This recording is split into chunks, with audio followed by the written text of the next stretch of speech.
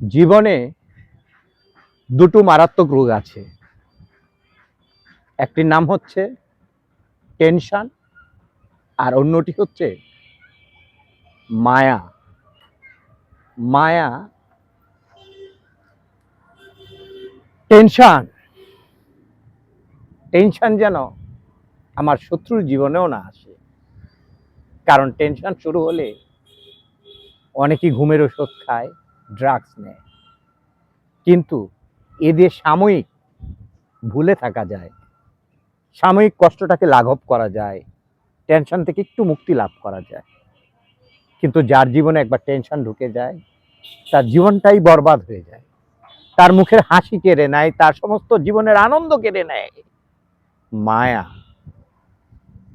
Affection. এই মায়া, এই মায়ায় জড়িও না।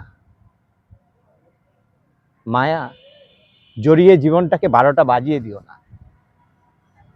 মায়ায় জড়ালে জীবনের 12টা বেজে যাবে বাপু, একদম 12টা বেজে যাবে।